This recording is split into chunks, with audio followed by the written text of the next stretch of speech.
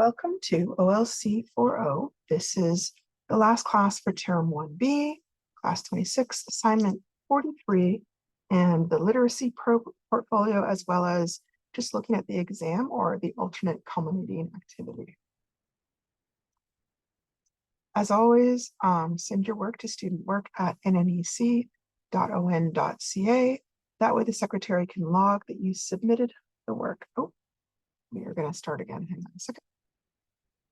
OLC 4.0, Term 1B, Class 26, Assignment 43, Literacy Portfolio, Exam or Alternate. I am Jillian Percy. Here's my contact info. Whenever you hand in work, please send it to studentwork@nnec.on.ca. That way the secretary can log that you submitted the work. Please include your full name, course name, assignment number, and name. If an assignment asks for both a rough and a good copy, please label which is which and include them both in the same email. If you have a question about any of these assignments, contact me by email at jillian.percy@nnecschools.org. You can also rewatch any recording from YouTube at G P E R C Y space WAHSA. And starting next week, we begin Term 2A, and I will be teaching this course again next term. So if you want to listen either to live or taped recordings, please tune in starting on February 5th. There. Yep, February 5th. Okay, so today's work is not particularly very heavy. It's just writing an essay that reflects on your reading and writing assignments and your progress in this course, and then putting together a literacy portfolio of certain requested pieces from our assignments. Okay, so this is lesson 19, an anthology of best works. This assignment is worth 40 marks. Okay, so it's worth quite a bit. This is a series of paragraphs expressing an opinion. Sometimes that is called an opinion essay. The subject of this essay, expressing an opinion, will be about your own development throughout this course. You are going to go through all the writing and the reading assignments to choose the most memorable and meaningful parts of the learning process, and then write an introduction for your portfolio, which is our next assignment. You are to submit both a rough copy and a final copy for marking. The series of paragraphs expressing your opinion on your best work is going to contain an introductory paragraph, one paragraph about your best reading experience, another paragraph about your best piece of writing, and then a concluding paragraph. So you need to have at least 4 paragraphs. Note, you will submit your series of paragraphs expressing an opinion to your teacher. After it has been marked, you will make any needed revisions and include it as the introduction to your literacy portfolio, regardless of how you choose to present it. The rough copy for this essay is worth 15 marks. The final or the good copy is worth 25 marks. 2 ways to show that a paragraph is starting. Number 1, leave a blank line between your paragraphs. I'm not going to read this, but this is just an example. You see where the yellow line is? The person's done one paragraph, left a line, and then started the second paragraph. That's really common, especially with computers, because it's very easy to see visually, even on like a small phone. The other way is to leave 5 little spaces at the beginning of the sentence, the first sentence of the paragraph. And in that case, you don't leave a line, but you would indent the second paragraph as well. This is more common when you're typing or handing in for paper, but either one is perfectly acceptable. They both show that a new paragraph is starting. Okay, so here is the checklist for a series of paragraphs expressing an opinion.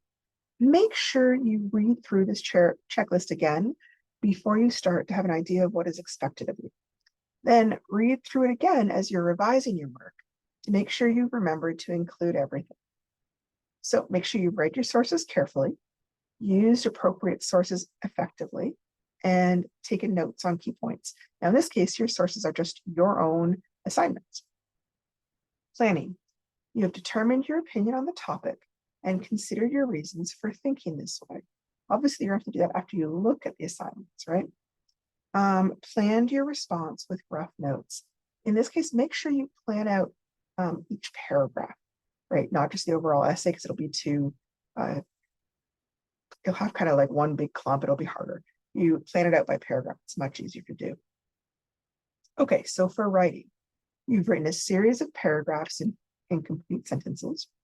You've written an introductory paragraph that clearly presents your opinion, and the opinion is stated as the main idea. You've written at least 3 body paragraphs, in this case only 2 are needed, including sufficient and relevant supporting detail, proof, facts, examples that explain and give reasons for my opinion. You've written a concluding paragraph that summarizes your opinion. You've shown an understanding of concepts, conveyed an effective tone through word choice and level of language, used connecting words and linking sentences, organized your ideas clearly so your reader can follow and understand your opinion and your ideas. In this case, your reader is me. I want to make sure I understand what you're thinking about your own work. Revising and editing. You've used the stages of writing process to revise your work. This is very important because the final copy is worth so much more than the rough. I definitely look for significant revisions, and you will definitely lose marks if you've not made those revisions. You've created opinion paragraphs that appeal to your audience, and as well, they meet your purpose. You've checked your grammar, spelling, and punctuation. Now, this is the only one you don't absolutely have to do. Add, appear, edit your work. If you want to, if you've got a friend who's willing to take a look at it and just give you some heads up if there's any problems, by all means, go for it. But if you don't, that is not the end of the universe, don't worry. You've neatly and clearly written or typed up my final copy and chosen an appropriate title. Remember that for us, you want to make sure that you hand in the rough copy and the good copy. If you only hand in one, you lose almost half your marks. Okay. Let's see. This is the overall rubric that I use to mark this assignment. I'm going to kind of enlarge it so we can go through it section by section. The way it is right now, I would have trouble reading it myself. So these are the categories that are designated by the government of Ontario. I don't pick these categories. This is what they have stated, okay? Having said that, although they're presented as if they're completely separate items, there really is a lot of overlap between these categories. For example, communication of information and your ideas are going to be closely tied to critical and creative writing, creative thinking skills. So your first category is knowledge, understanding. First of all, the knowledge of the form of an opinion paragraph and the understanding of the resources material used. Second category would be thinking and inquiry, showing critical and creative thinking skills, developing your ideas, selecting, evaluating, and organizing information, explaining and forming conclusions. The next category is communication, communication of your information and ideas, communication for your audience and purpose, and the use of the form of the opinion paragraphs. Now, from 0 to 49 is a fail. If you're in this category, you've not passed the assignment, and it's a pretty significant amount of marks to lose. 50 to 64 is anywhere between a D and a C. 65 to 79% is somewhere between a high C and a high B. And then finally, 80 to 100% is an A. The last category is application. Sometimes it's obvious that you understand something, but you don't necessarily apply it to your own writing well. This is where I'm looking for the application. So the application of language conventions, which are all the kind of things like punctuation, usage, capitalization, spelling. Application of reading strategies, only mildly used in this particular assignment. Application of the writing process is a huge part. and application of literacy skills. Literacy skills is kind of a broad category. I don't know that it's necessarily adding anything. In this case, an enormous amount is looking at the writing process. Okay, I know when I was first looking at this and they were talking about the reading versus the writing assignments, I realized I had to kind of go back and really think about which assignments were about reading, because a lot of them we still had to respond in writing. So in this one, I have listed assignments that primarily involve reading skills. We also have some that are primarily writing, and then there's a few that are really kind of mixed. But so these are the ones I think are probably the easiest to discuss your reading progress. So assignment 3 was communication skills. That's just a checklist. Assignment 4, temperament, also another checklist. Might not be the best choices, but they're there. Assignment 6, before reading. Assignment 7, during reading. Assignment 8, after reading. Assignment 10, what do people read? Assignment 11, the news report. Assignment 14, sit down and write. Assignment 17, questions and answers. Assignment 20, understanding a textbook. Assignment 21, textbook features. Assignment 22, skimming and scanning for information. Assignment 23, visuals and information text. Assignment 25, making a prediction. Assignment 27, emoticons and symbols. Assignment 28, advertisers and their audiences. Assignment 29, what are they selling? Assignment 30, interpreting visuals. Assignment 33, form, style, and tone. Assignment 40, the characters. What are some things that you might be looking at or that you might notice about your reading assignments? Well, what are some reading strategies that you feel like you understood and used well? Or what are some reading strategies that you feel like you still struggle with? Some of the reading strategies we've used are things like visualizing, often then when you ask to draw a picture, that's part of visualizing, predicting, activating the background knowledge or thinking about what you know on a topic, making connections, prioritizing, which is deciding when it's important, summarizing, taking a longer piece and reducing it down to a few sentences, retelling, which is longer, where you're kind of going through more step-by-step of the story, asking questions before, during, and after reading, identifying main idea and details, skimming and scanning, and inferences or reading between the lines. You could also look at identifying literacy elements. All narratives have similar elements. Being able to identify and understand these elements help us understand the story better. Some elements are characters, setting, problem, solution, plot, theme, or message. Now, keep in mind, these work for fiction, right? Maybe I should even add that here, in fiction, okay? If you're reading a newspaper story, that's meant to be true. You might not necessarily have all these. Maybe there isn't a solution, right? We did deal with some of these elements as we read the novel Jimmy Comes Home. Is there maybe one or two elements you felt like you understood better as you worked through this novel and the assignments you did? Did you find that one element, like one of these elements, character setting, was really a key to comprehending or understanding a novel or a short story better? Okay. Now, we have read a lot of different types of fiction and here nonfiction, okay?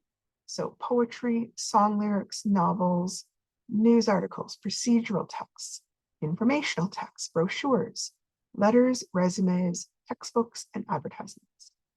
Do you maybe feel like you've widened the range of formats you're comfortable with reading and understanding?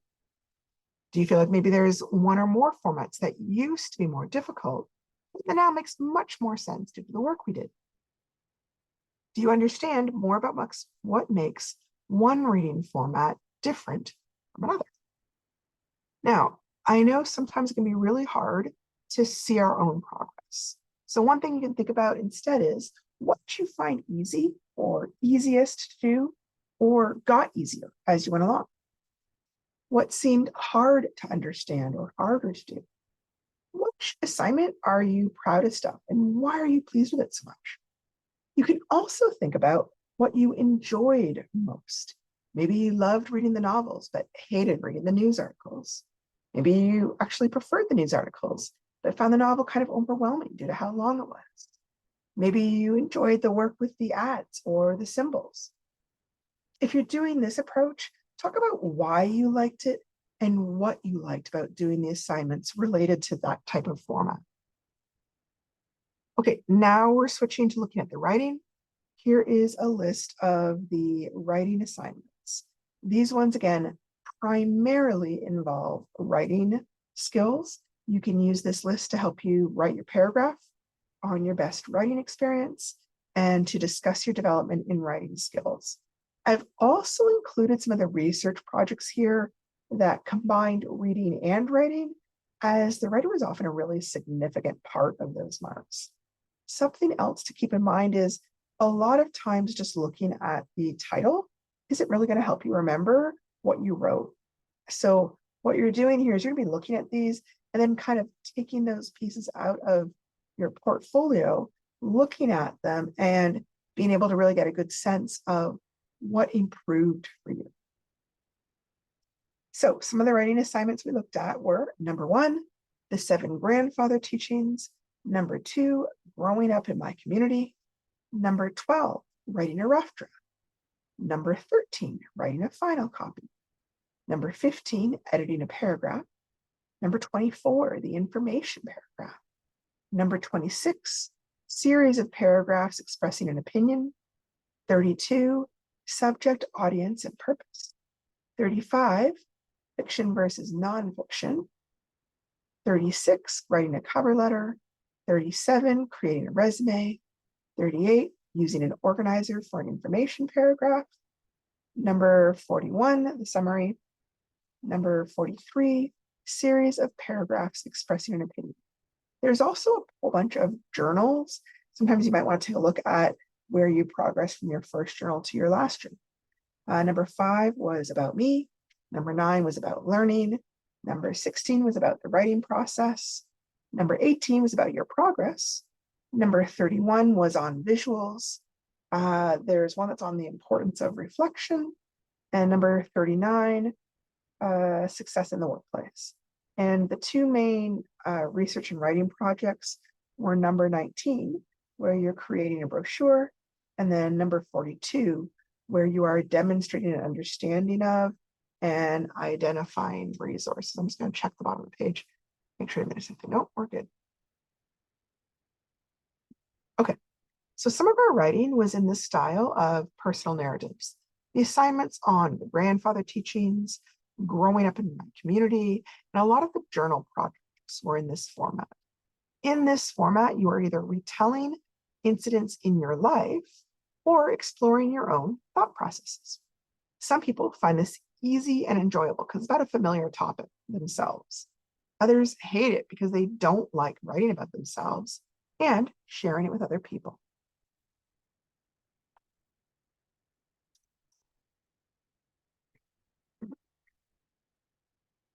Other writing formats.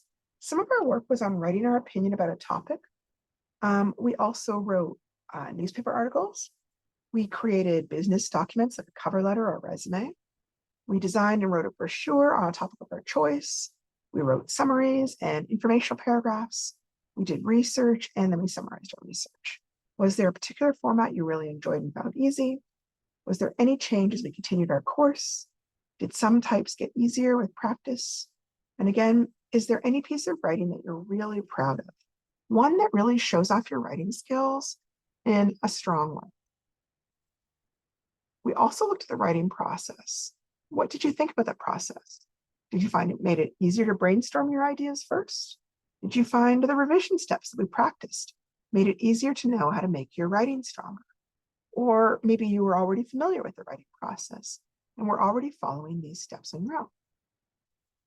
So there are 2 paragraphs that are going to be very similar And these are the paragraph on your best writing and the paragraph on the best reading. And the thing with these is you're going to follow the same process. They're looking at a different skill set of yours, but you're still going to look at the same kind of things, basically. So step one, look over your work, your assignments. What do you notice about it? Were certain formats easier or harder? What improved? Of the new skills that we worked on, what came easiest or shows the most progress? Write down some jot notes of what you see. Now, I would only tackle like one at a time. First, tackle your writing, and then after you finish that paragraph, then tackle the reading. Otherwise, I think you're going to find yourself getting a bit confused. Probably too many assignments to look at once. Step two, organize your jot notes, put them in order. What do you think should come first? What should come next? Step three, how can you put your thoughts into a topic sentence? Is there a way to step back and describe the type of changes you see in an opening sentence? Step four, write the rough draft of the paragraph. Step five, do the same process for the other paragraphs. So if you did the writing first, now look at all the reading and get it so that you've got a rough draft at least. Then you might want to take a look at the next steps. Step six, work on your closing paragraph following your writing. Step seven, work on the opening paragraph. As mentioned before, I like to write that last, but you do it in whatever format it works best for you. I think it should still come first on the page, but sometimes after I've done all my other writing, I find it just so much easier to put the opening paragraph together.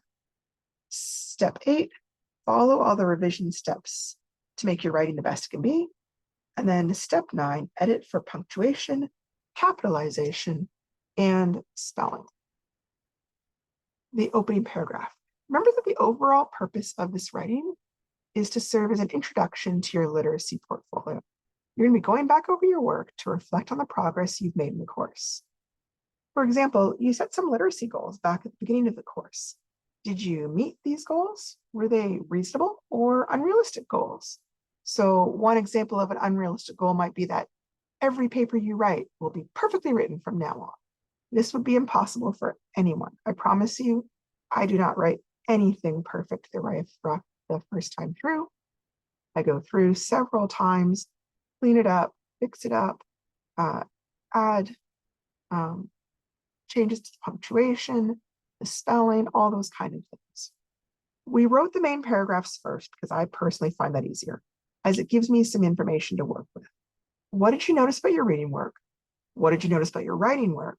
And how did your writing or your understanding of how you read or what you read change over the course? An opening paragraph often tells the reader the big ideas that you plan to expand on in the main body paragraph. So here's an example paragraph on my teaching progress. Maybe a little bit small. This is just an example. I have seen lots of my own progress over the teaching of this course. I have noticed that I do a better job of explaining the steps needed to complete an assignment. I developed a better sense of the amount of material needed to fill an hour of class. I increased my own understanding of grammar through the process of teaching it. I developed a better sense of what the important aspects of a writing assignment were and how to emphasize them. I'm going to add a little bit here. I also found I understood more about which parts of an assignment students might find hard. While I still have a long way to go, I am pleased by my growth over the teaching of this course. Then, in my body paragraphs, I would expand on the points I made above. Now, you'll obviously have different points because you're a different person. This is just to give you an example of what it might look like. Now I'm talking about my teaching because I didn't do all the writing assignments. So this is just kind of one way this could be done.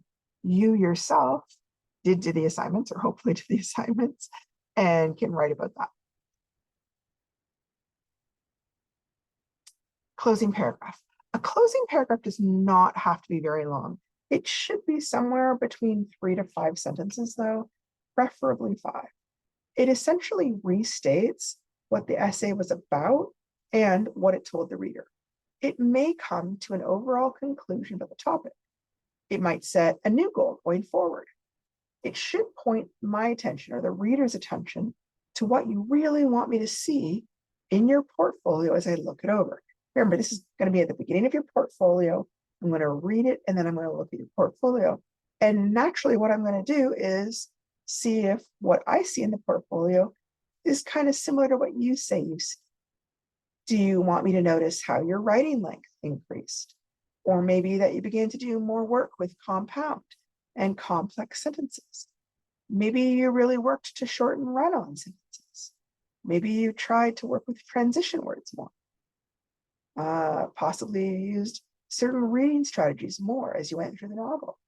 And finally, there is a reading assignment maybe that you feel really shows some important progress you made. In a way, this is your chance to sell your assignments to me a little and make sure I can see your hard work through your eyes and see all the parts that you worked on for such a while.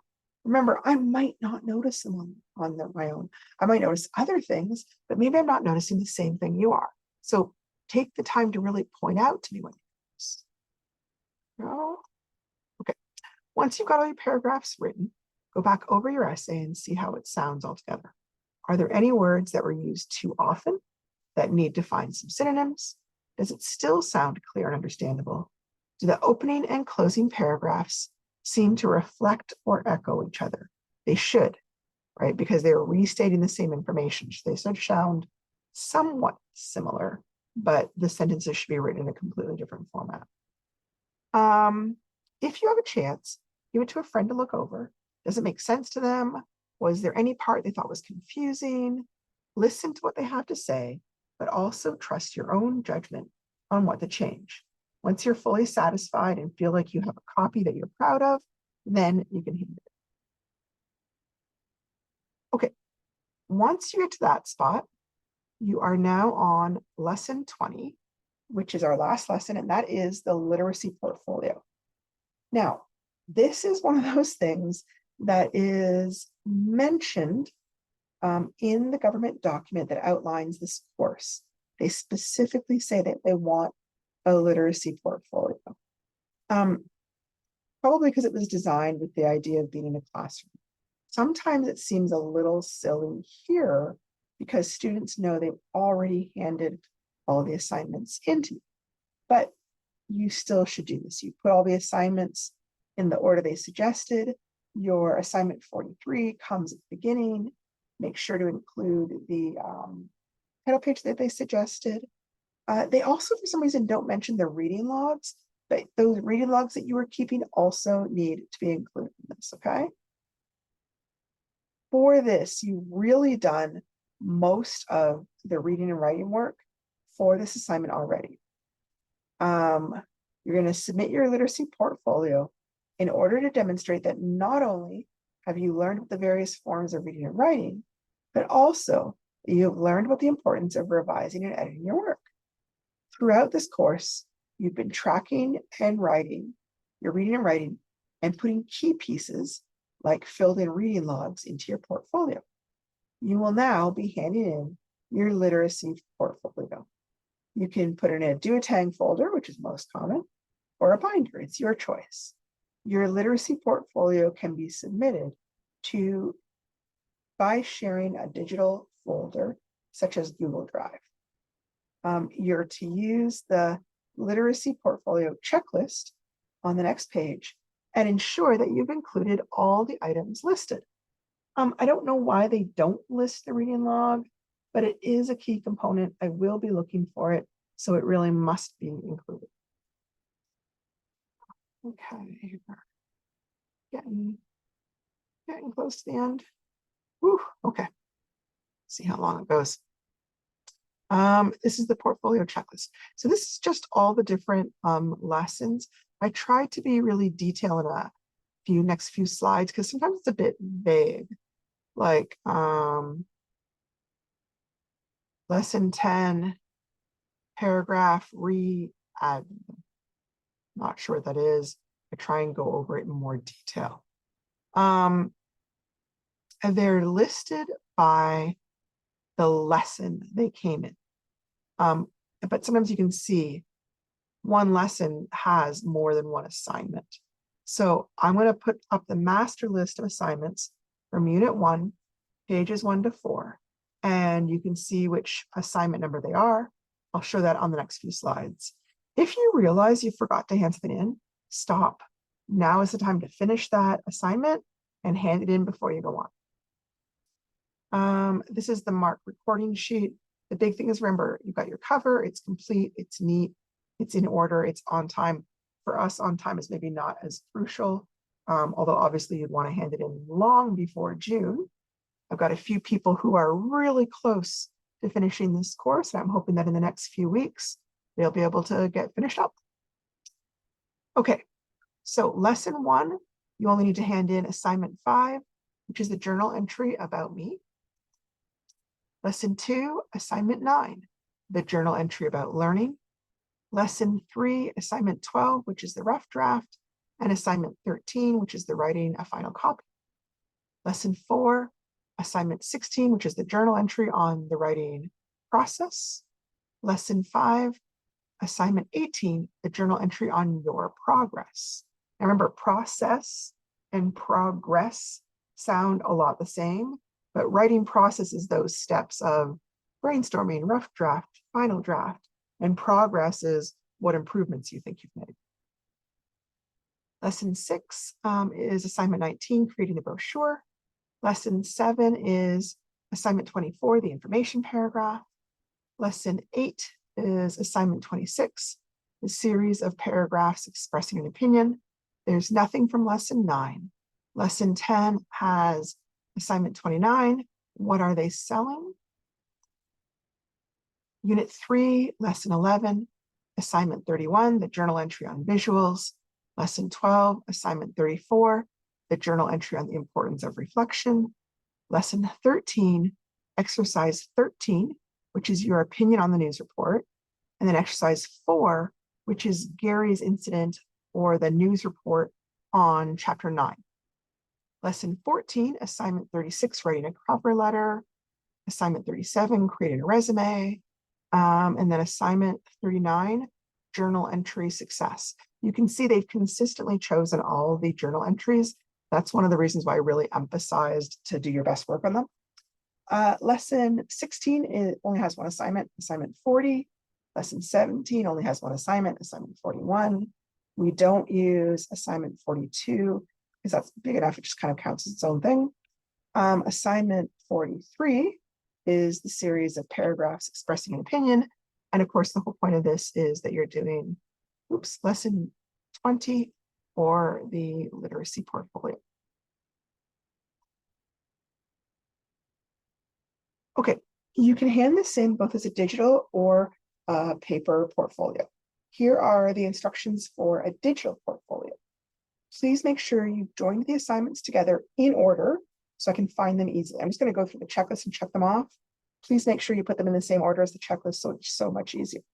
I would really prefer that you submit it as one attachment, as that would make sense for a portfolio. Please try not to submit it as a shared file. They don't easily record in the system because the secretary can't see it from my shared account. If you have to submit it that way though, like for some reason you only use Google Docs or something, you need to gather all the assignments together and share it with me as one file that can be printed off. So I can just print it off in one big run and then give it to the secretary. Again, it needs to be in order, and assignment 43 needs to come first, as it is the introduction to the portfolio. Obviously, the cover comes very first. Don't forget your reading logs. If you're submitting digitally, you can create a title page. Can be on Word, could be on Google Slides or Google Docs, whatever. Instead of having a cover, the title page should include the course name assignment name, which is literacy portfolio, your name, your community, and a date. Remember to include the checklist and that you've listed what date everything was submitted. So if there's any discrepancies that I can follow up on. You only need to include rough copies if the assignment specifically asks for them. And again, remember the reading log. Now, here's the instructions for the paper portfolios. Please make sure the portfolio has been placed in a binder or a do-a-tag. The paper clip is really not going to be strong enough to hold it together, and I need to be able to flip through it and have it stay in order. Please make sure that you've labeled your portfolio either on the cover or on a title page inside. The title page should include course name, assignment name, your community, and a date.